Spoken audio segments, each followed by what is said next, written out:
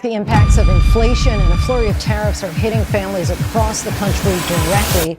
What is money? A piece of paper or a way to control the world? You see, money doesn't have any value. Money is only a distributional resource. But money wasn't always the same we see today. It wasn't invented by governments. It was invented by people solving a problem. Long before banks, kings, or laws, people traded directly. Grain for meat, tools for clothes. But barter had a flaw. You had to find the exact person who wanted what you had and owned what you needed. That problem pushed humans to search for something better, something everyone would accept, and that search is how money was born. Imagine a farmer with an extra grain needing a blacksmith tools. The blacksmith wants cloth, no grain.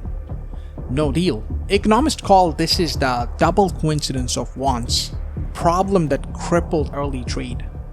Around 9000 BC, after agriculture took hold, communities turned to commodities like livestock, shells, or salt, items everyone valued for food, tools, or preservation. These became proto-money, divisible, portable, and storable. In ancient Mesopotamia by 3000 BC, templates stepped in, issuing clay tokens and tablets as IOUs for grain deposits.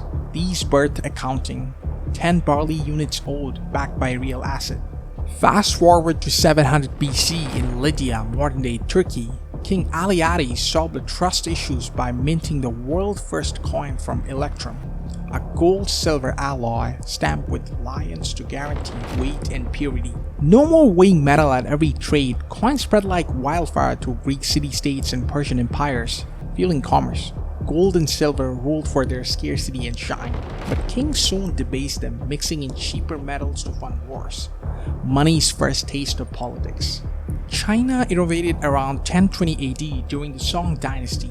Heavy copper coins were a hassle, so merchants deposited them at a shop for a paper receipt, light, convenient, and tradable. The government took over, printing the first official notes.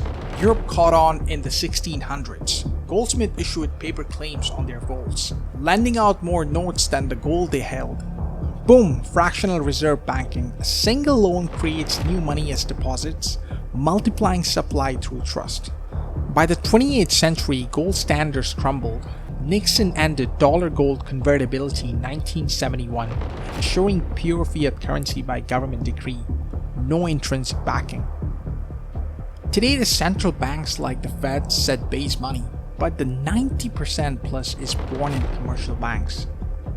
You borrow 100K for a house, the bank credits your account, new money exists, repayable with interest.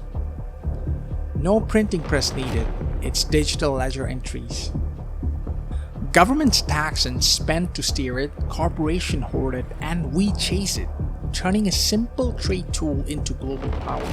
From Roman debasement causing inflation, revolts to 1920s hyperinflation in Weimar Germany, money's fragility shows. Central banks now juggle rates to tame it. But inequality festers. The rich get loans at prime rates, the poor pay more. Crypto rebels like Bitcoin promises decentralization, mimicking gold scarcity on blockchains. Yet money endures, not as paper, but as our shared belief in value, controlling markets, wars, and dreams. What will create the next evolution?